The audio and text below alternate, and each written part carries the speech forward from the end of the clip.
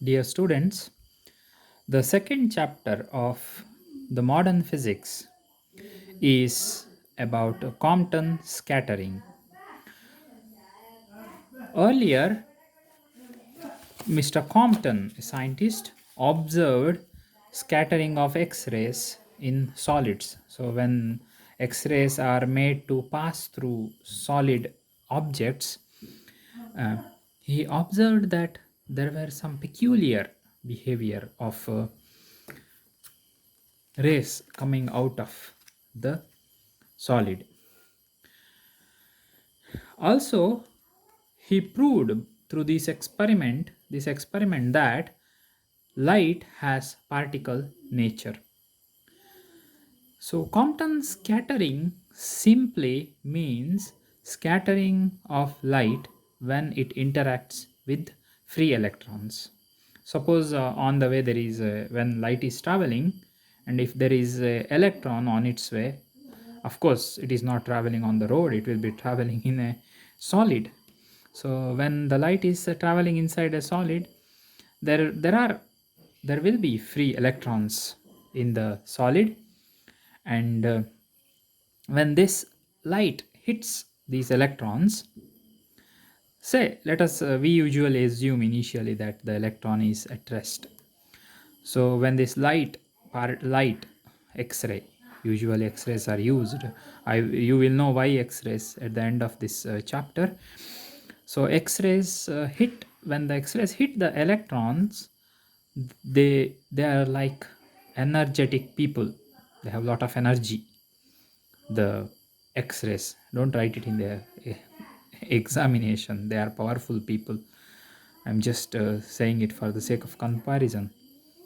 I see people writing such words in the exam answer books, although we say them for the sake of comparison, but it's okay as long as you understand it. So these x-rays, when they interact with the electron, they kick, it's like they kick the electron, and by doing that they transfer some energy to the electron, and electron gets some kinetic energy due to this interaction, due to this collision, you can call it.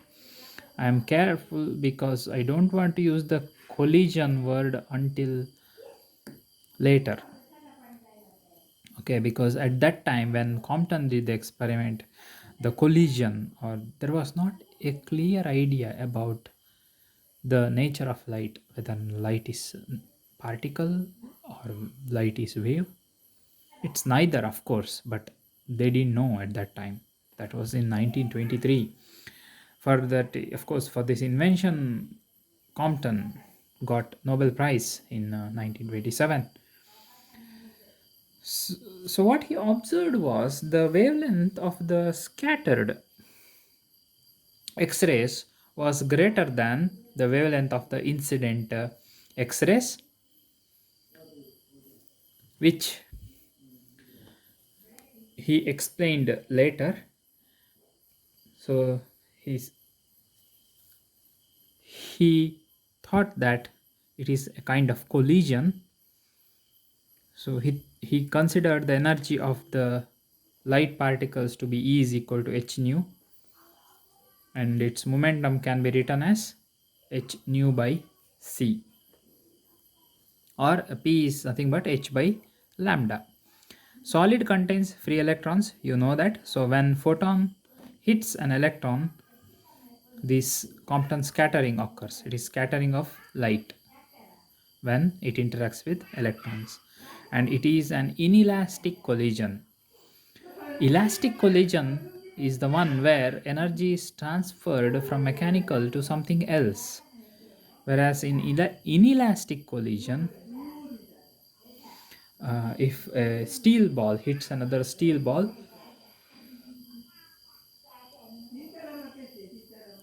almost all the energy is retained as the kinetic energy. So inelastic collision means um,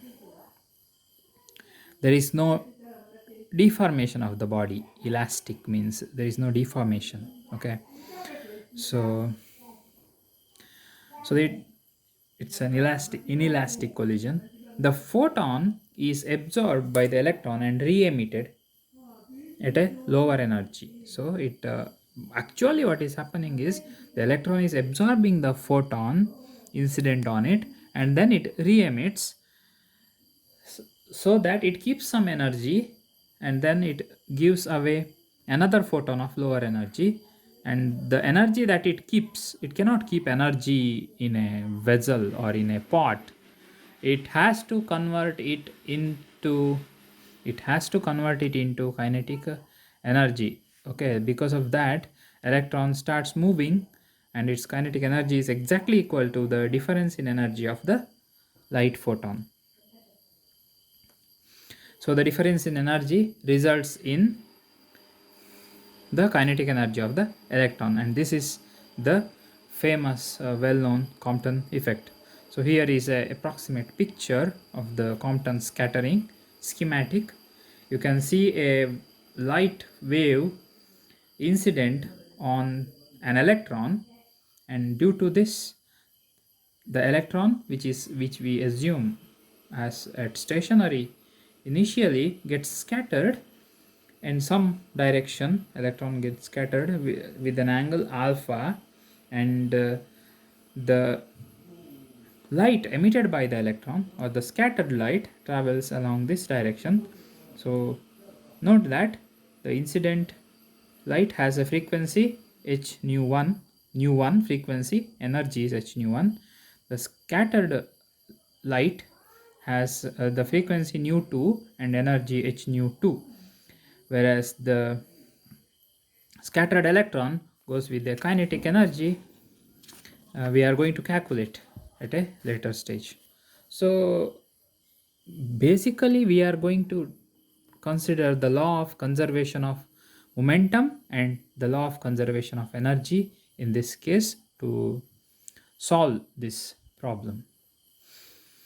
Let us consider E1 and E2 as the energies before and after the interaction energies, and energies of light. P1 and P2 be the momenta of light particles or light before and after the collision. Pe be the linear moment of the electron after collision. It's a momentum of electron. Before the collision it was 0 because it was at rest, whereas after collision it gets some velocity and hence some momentum. From the law of conservation of linear momentum, P1 is equal to P2 plus Pe. Momentum before is equal to momentum after. So initially P1 is the momentum of the light, whereas the momentum of electron was 0. After the collision, P2 is the momentum of light, and Pe is the momentum of electron. You just take the dot product of this equation with itself and do some mathematics, rearranging terms here, and you end up with the P1 dot P2 is equal to P1 P2 cos theta uh, okay, which is equal to P1 square plus P2 square minus 2 P1 P2 cos theta. So what you get is Pe square is equal to P1 square plus P2 square minus 2 P1 P2 cos theta. Now consider the energy of the light and electron. Energy Pe is given by P square by 2m, or E is equal to Pc for a massless particle. If a particle has a mass, then you know that energy is given by P square by 2m. How is that? Uh, it is simple, you can derive it on your own. E is equal to kinetic energy with a particle with some mass, half m v square, and momentum is mv. So you just write P as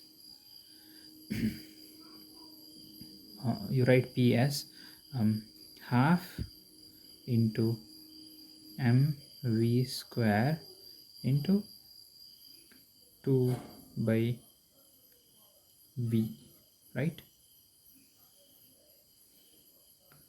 So 2E by V, and then you square it, and then you can arrive at this equation. There is another way you can write E in terms of E as m square V square by m, and then you arrive at this equation. You try it, otherwise you can ask me. So by substituting that in this equation here, p square is equal to p1 square plus p2 square minus 2 p1 p2 cos theta. You get this equation marked as star. I marked it as star. From the now we have to apply the energy conservation principle. Energy conservation principle means the energy before the collision and the energy after the collision are the same for a isolated system. So energy before the collision, E is the energy of the light, and this is the energy of the electron, which is known as rest mass energy, where m0 is the mass of the electron, and E2 is the energy of light after collision, and this is the relativistic energy of the electron. Note that we always deal with high velocities for electrons. Electrons are not moving at the speed of our car or a bus or a rocket. They are extremely fast, so it's good to use relativistic expression for the energy. Okay. If you need any details, I can derive this for you. Otherwise you can get it from the first year relativity chapter. There we have derived this expression for relativistic energy, and then you just do the rearrangement here, and then you get p square out, and you get an expression for pe square. In terms of energy, we earlier had another equation, pe square is equal to 1 by c square e1 square plus e2 square minus 2 e1 e2 cos theta, and this is the expression that we got. The first one we got from the law of conservation of momentum, and the second one we got from the law of conservation of energy. So equating these two, because they have p square common on the left hand side, you get some equation like this. You can write it in detail looking at this image. There might be some invisible terms, so that's okay, you can write them, and then you just simplify the equation, and E1 minus E2 is difference in energy is given by E1 E2, and then of course what we usually require in spectroscopy or experiments that we do is we cannot measure the energy of a light particle. What we can do probably is we can measure the frequency or we measure the wavelength. Therefore the light energy is measured in terms of frequency or wavelength. So we take the way we write energy in terms of wavelength. E is equal to h nu is equal to c by lambda, so E is equal to hc by lambda. So that's what it is. You substitute even here, and by that you get lambda 2 minus lambda 1 is equal to h by m naught c into 1 minus cos theta, and the change in the wavelength or the shift is d lambda is equal to h by m naught c into 1 minus cos theta. This which shows that lambda d lambda is independent of lambda. Okay, not important, that's very interesting here. It is independent of lambda. There is no wavelength term here. It depends on the rest mass of the particle. If it is electron, d lambda is something. If instead of electron you put a proton there, let us say, then the proton is 2000 times heavier, so this increases and this decreases. An important variable that it depends on is theta. The only variable that the shift in wavelength is dependent is The angle of scattering, I showed you this picture at the beginning. Here the angle of scattering is theta. So that is the angle between the incident photon and the scattered photon. Only the shift depends on this theta. That means if the lights get scattered in different angles, let us say like this, like this, like this, in this direction, they all have different wavelengths, or the shift in wavelength is different because it depends on theta. That is what it means. The only variable is theta, that is the angle of scattering. So that's the significance of this experiment. There are a few conditions considered. Sorry for the for all this mess here. So when the cases consider when theta is equal to 0, cos theta is equal to 1, and d lambda is equal to 0. Okay, so d lambda then becomes 0. So d lambda is equal to 0. Okay, we'll see later. When theta is equal to 90, you get d lambda is equal to 0.0242 angstrom. When theta is equal to 180, you get theta is equal to, or d lambda, sorry, d lambda is equal to 0.0484 angstrom. Okay, here there is a note I already mentioned you, that lambda e delta lambda, or scattered wavelength, is lesser or is much different for other particles if you have a proton or neutron than electron, because electron has the lowest mass, it is the lightest particle. Okay. So lambda c, also what is known as Compton wavelength. The definition of Compton wavelength is the maximum shift that you can have for a given system. What is the maximum change in wavelength we can observe, or what is the maximum, in what condition the energy of the electron is maximum? So that condition, in that condition, the change in wavelength is known as the Compton shift. That is the maximum shift in the wavelength. Okay, so usually it happens with the tightly bound electrons.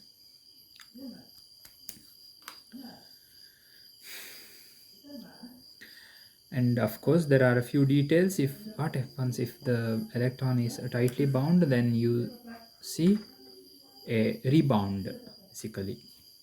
Okay, the change in shift is very small, and in some a few of the scattered light particles have the same wavelength as the incident. Okay, there is no change in wavelength. That happens when electrons are tightly bound to the nucleus. For example, if you consider the inner orbital electrons, they are tightly bound, they are closer to the nucleus. Because of that, the attraction between the electron and the nucleus is stronger. That is why we call them as tightly bound electrons. In that case, the change in wavelength is very small, and that usually cannot be observed in experiments. And this is about the Compton effect or Compton scattering, and there is a problem as well. Lambda is given, theta is given, what is delta lambda? You actually even don't need lambda, you just need theta. You know mass of the electron, you know velocity of light, you know the Planck's constant.